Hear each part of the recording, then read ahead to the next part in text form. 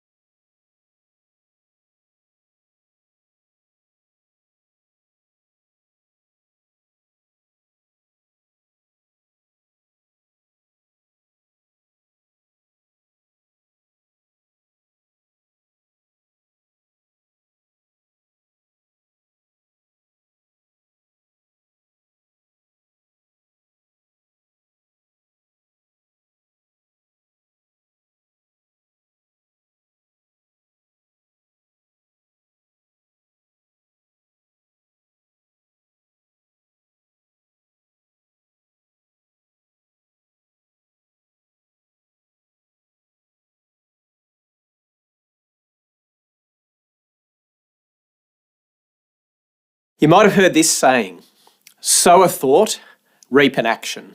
Sow an action, reap a habit. Sow a habit, reap a character. Sow a character, reap a destiny. Small thoughts and actions repeatedly engaged in ultimately shape our habits, our character, and even the course of our lives. That's both an encouragement for us and also a challenge. If you think about your habits, you can ask the question, what are they building over time? If they're good habits and they're repeated consistently, then they'll build good outcomes. But if they're bad habits, then the opposite will be true. And this is especially true with spiritual habits, what are sometimes called spiritual disciplines. Are we consistently building healthy habits for living life with God?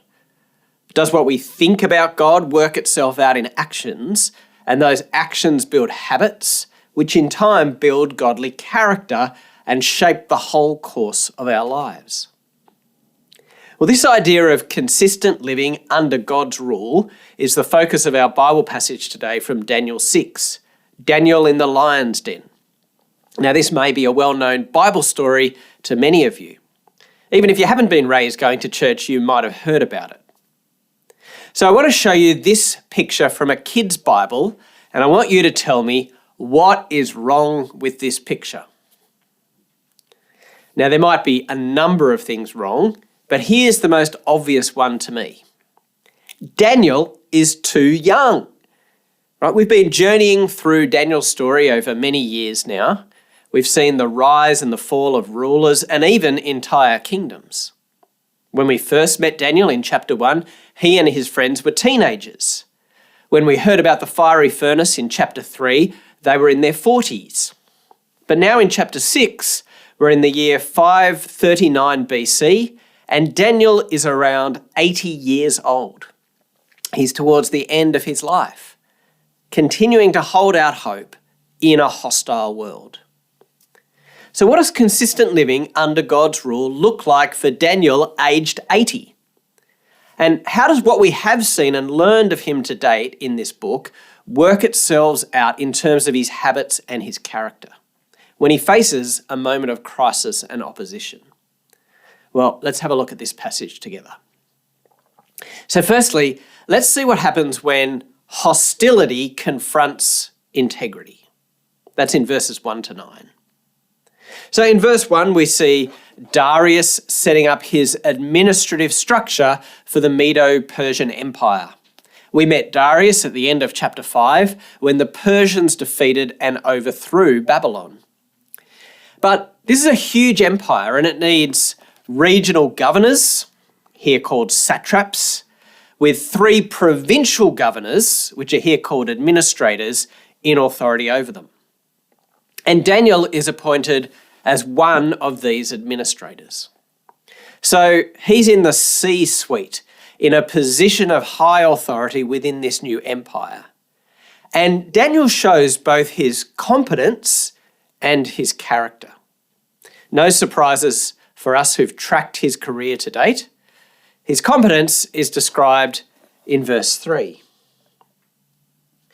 Now Daniel so distinguished himself among the administrators and the satraps by his exceptional qualities that the king planned to set him over the entire kingdom.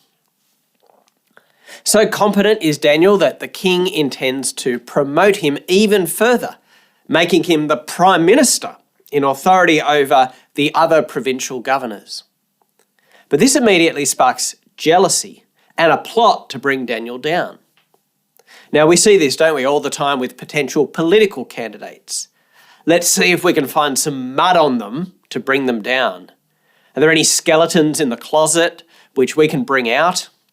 Let's trawl through their social media history to find that one controversial tweet, any little soundbite that can be used against them.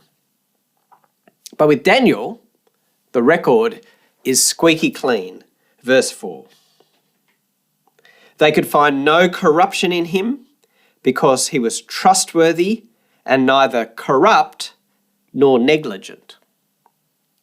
So here we see Daniel's character, which complements his competence. This guy has everything going for him. He's the perfect candidate for Prime Minister. And so what do? They target his religious faith. They come up with a plan to manipulate the king and to trap Daniel. Now, this whole plan is based on using Daniel's known faith and integrity against him. They know that Daniel is a worshipper of Yahweh. They know that Daniel consistently prays to God. They know that Daniel's integrity and his consistency means that he'll keep on praying. They know that Daniel will not be able to countenance praying to the king as a god. And so they put their plan in motion. They flatter and manipulate the king to enact a law prohibiting prayer. Now, notice especially the words in verse 6. So these administrators and satraps went as a group to the king and said, "May King Darius live forever." Notice those words. They went as a group. It's stated here, and those same words are repeated in verse 11 and also in verse 15. See, they're acting as a pack, aren't they? Seeking to attack and to tear down Daniel, who stands alone. They're already like a pack of wild animals, like lions perhaps, seeking to devour Daniel. And the king puts the decree into writing. No one is to pray for the next 30 days except to the king himself, and the punishment for the breach of this law will be getting thrown to the lions. Well, what would Daniel do in response? Before we answer that question, let's pause and let's think about some points of application. We've noted in this passage Daniel's competence and his character. We've noted his integrity in all that he does. And so even a concerted effort to find something against him is doomed to fail. Can the same be said of us? In the way that we undertake things at school, in our workplaces, in our sports clubs and community organisations? Would people affirm not only our competence, but also our character? Would people say of us that we have integrity and consistency? When we stuff up and make mistakes, are we known to be people who recognise our fault, seek forgiveness, and make changes? Do people know that we are followers of God and so link our character and our integrity and our consistency to our faith? If someone decided to try and find grounds to bring us down, could they? Is there any hidden corruption? Have we been negligent? 1 Peter 2:12 issues this same challenge for the follower of Jesus. Live such good lives among the pagans that though they accuse you of doing wrong, they may see your good deeds and glorify God on the day he visits us. But we come again to Daniel. What will Daniel do in response? Well, in many ways, verse 10 is the critical verse in this passage. It's the turning point where Daniel's actions determine what will follow, and yet nothing radical happens. Now, when Daniel learned that the decree had been published, he went home to his upstairs room where the windows opened towards Jerusalem. 3 times a day, he got down on his knees and prayed, giving thanks to his God, just as he had done before. Did you catch those last words? Just as he had done before. All we get from Daniel here is faithful consistency confronting hostility. He continues in prayer as he's always done. Nothing has changed in his actions. What has changed is the context. His faithful, consistent, unchanged actions are now illegal.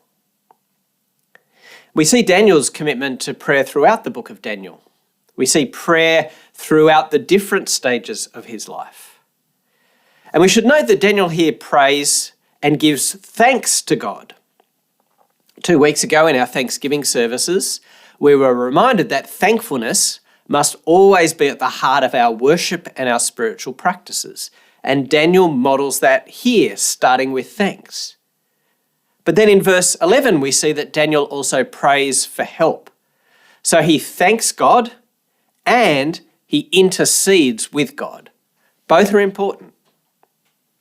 But while he's praying, his opponents come as a group. Again, they're trying to catch him in the act of praying.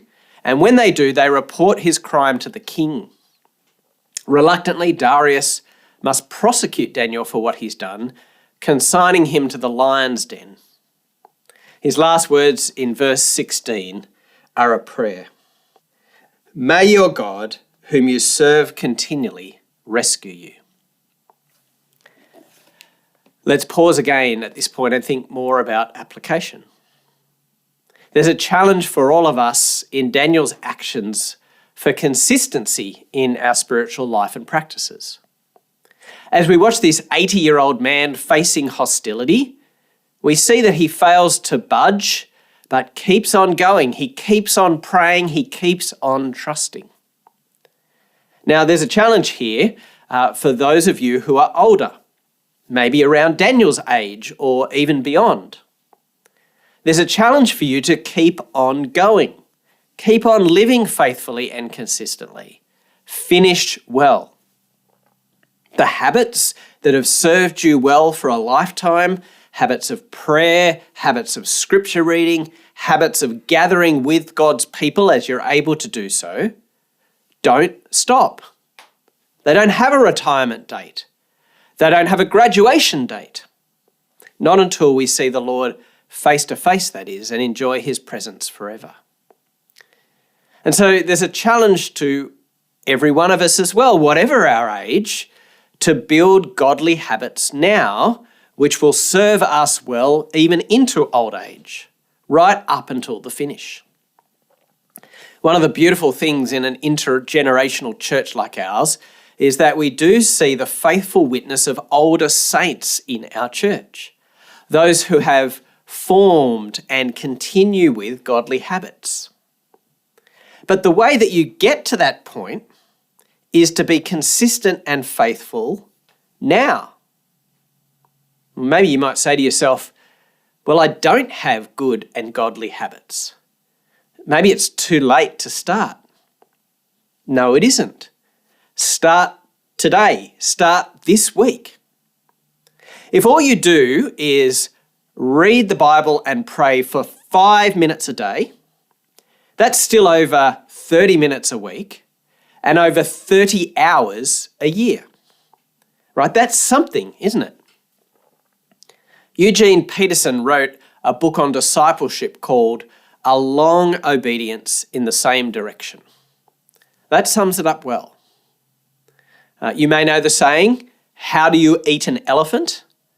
Answer, 1 bite at a time. Well, how do you follow God faithfully? 1 day at a time, 1 prayer at a time, 1 Sunday at a time, 1 life group at a time, 1 Bible passage at a time. A long obedience in the same direction. How do you follow God faithfully? 1 act of love at a time. 1 stand of integrity at a time.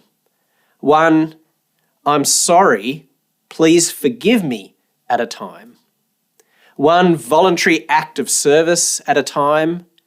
1 tithe at a time. A long obedience in the same direction. Being just like Daniel, living in daily prayerful dependence on God and shaping your life in obedience under his rule.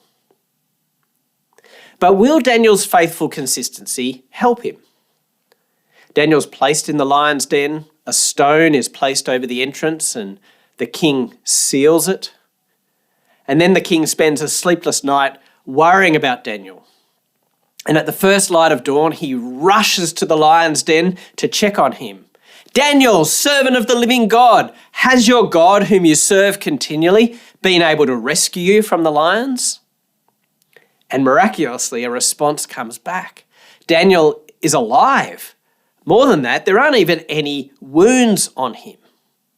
It's just like his three friends who were thrown into the fiery furnace and come out unsinged.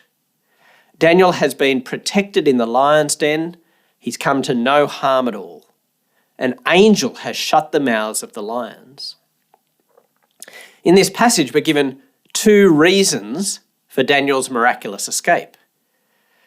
In verse 21, Daniel says, "It is because I was found innocent in God's sight." And then in verse 23, the narrator says it is because Daniel trusted in his God. Both of those reasons emphasize the sovereignty of God. Daniel's innocence here is about his innocence in God's sight, not in Darius's sight.